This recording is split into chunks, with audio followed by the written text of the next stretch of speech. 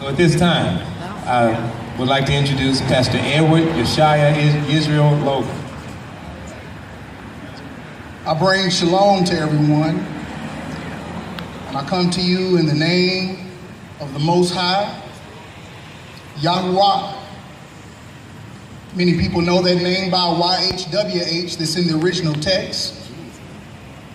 I also come to you in the name of his son who died upon the tree for us, Yeshua. And that is the name that I come to you in. I am the pastor at the Madisonville Bed or House of Israel Assembly here in Madisonville. What I thought today would be very, very important is this. There's a key word that I think we have to have. That's righteousness. Let me tell you about righteousness. The definition for the word righteousness is the quality of being morally right or just. The acting according to spiritual or moral law, arising from an outraged sense of justice or morality, which is righteous indignation. We must choose to be morally righteous. Myself personally, being in law enforcement, I was with Kentucky State Police for 11 years, and I was a city police officer for 5 years in the area of Louisville, Kentucky. So I know, as Brother Terry knows, about having to be on both sides. You have to be on the side of the law enforcement. When you're trained in it, you understand what officers think. But as a colored man, or a black man, or a Negro, or a African-American, or lesser known, a Hebrew, here in the United States, I have to also come from the side of my people. So today I'm going to play both sides a little bit to help everybody understand something. If an officer does what is morally right, they won't stop a vehicle if it is not in violation. His focus is on being right before the law. If a violator does what is morally right, they will not violate the law. He no longer gives an officer a reason to stop him. Now, in saying that, both of those will negate each other. It will cancel each other out. Why? Because the officer is being righteous and moral, and the violator is being righteous and moral. So the officer, if he sees 4 black males driving in a car, if they're not doing anything wrong, he's going to uphold the law and not touch them. If the violator is doing what he's supposed to do, he won't run the light. He will stop at the stop sign. He will do the speed limit that is posted in that area, and there will be no needs to be stopped. You can say to me, well, you can't expect for all officers to be righteous. Well, I say, why not? The basis of the law that they are enforcing comes from the Bible. Thou shalt not murder. Thou shalt not steal. All of that comes from the Bible. There is a punishment for a violation that comes from the Bible.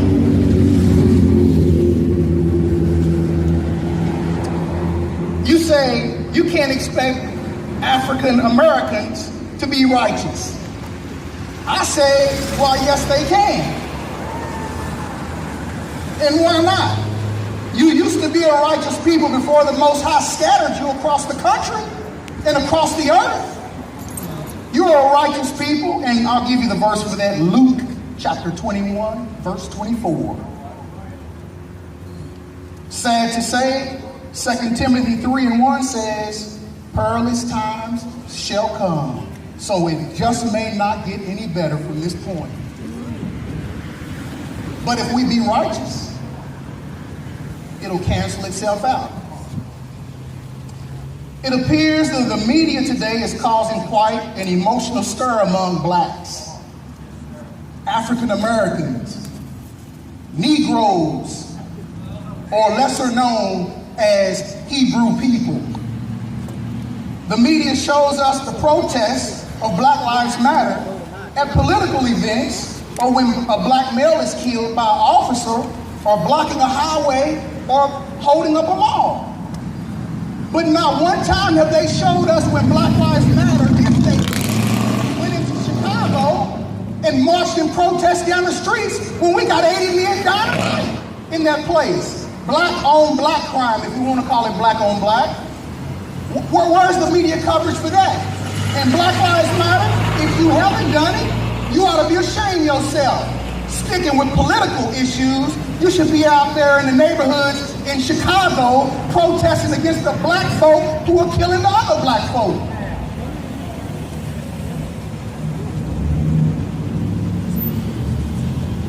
Let me help you think of the black psychology. And I hope this doesn't offend anyone, but it's who we are. We have to admit this. This is who we are. They show us unarmed black men killed by an officer. We hear, comply, or you won't die. I'm just telling you, that's what we heard. But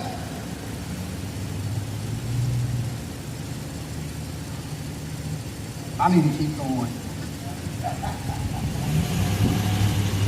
Then we hear about a gorilla being killed at a zoo. And on social media, they go crazy. It's a gorilla. We're saying, what? Where's the outrage? Is the gorilla worth more than an unarmed man's life? Where's the outrage in that? I don't hear it. But yet we will go a little crazy over that, won't we? How about this one? Listen, y'all, we're an emotional people.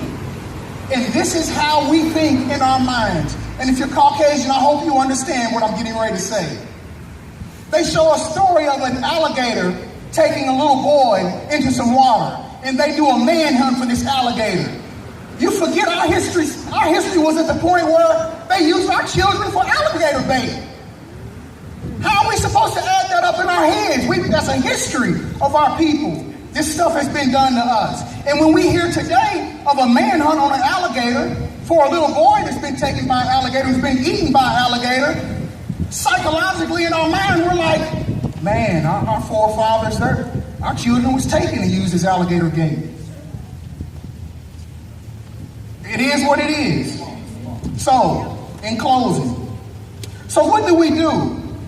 People are looking for an answer. We've tried politics. We've tried organizations. Y'all know all the organizations we have. Is it working? Yeah, we got nice cars, nice houses, nice clothes. We look good. Is it working? Or are we being fooled? We've tried protests, sit-ins, marches. Is it working? This week, did it look like it was working? None of it has worked. Yeah, we may have gotten ahead in some things, but it hasn't worked. What about this? Here's an answer. Why not call on the mighty one of Israel? What have we got to lose? We've tried everything else. You're a people who have been scattered across the four corners of the earth. A biblical people. You're getting your butt spanked for a reason. And it is being spanked today for a reason. If our forefathers in Egypt cried out, and Master Yah heard them, what would happen if we cried out as a people? Would he not hear us? Thank you. Thank you very much, Pastor Edward, Josiah, Israel Logan. We appreciate that message. At this time, I have the astute pleasure to introduce this next gentleman. We go way back. I mean, when I say way back, I mean way, way, way back.